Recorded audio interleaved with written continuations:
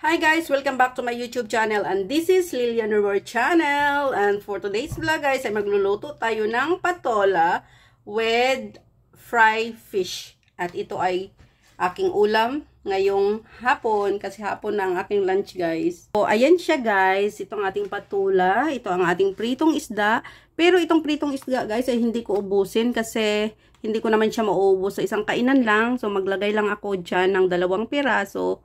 At yan lang ang ating ulamin. So ito ang ating kamatis, sibuyas, bawang.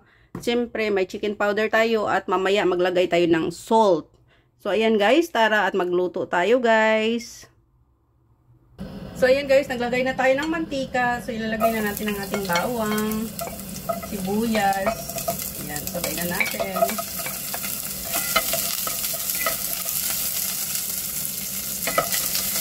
Ayan. Isa lang natin to guys. Tapos ilagay na rin natin yung kamatis. Tapos nito.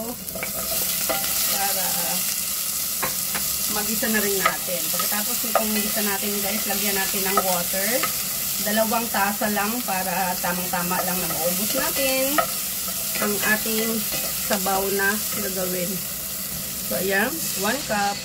At pangalawa. Ayan, tama na yan guys. Kasi kasya na yan sa atin. Kasi ako lang namang mag-isa kakain. Pakuluan lang natin guys. Siyempre maglagay tayo ng seasoning. Pagkatapos, lagyan naman natin ng salt. So ayan. Tama na yan guys. Kasi mahirap mag-adjust pag maalat na kaagad. Mas mabuti na yung kulang sa alat kaysa sumobra sa alat. Ayan, takpan muna natin guys. Pakuluan natin bago ilagay na natin ang ating patola at saka pritong isda. Ayan, tingnan na natin. Ayan, kumulo-kulo na guys ang ating ingredients. So ayan, lagay na natin ang ating patola. Ayan, mabilis lang naman maluto ang ating patola. So ilalagay na natin ang ating pritong isda. Ayan.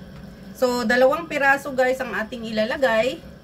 Kasi, ayan o, hindi ko siya inubos. May 1 at kalahati pang natira.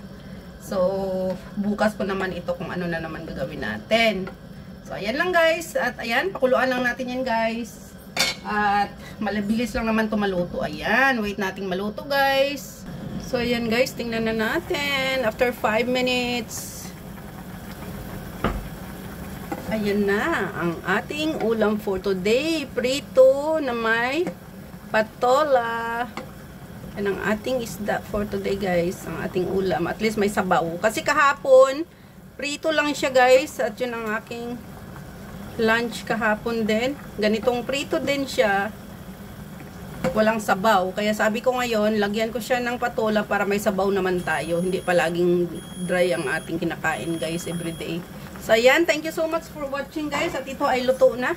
Mabilis lang naman siya maluto. Ayan. Sarap ang ating food for today. Thank you so much for watching guys.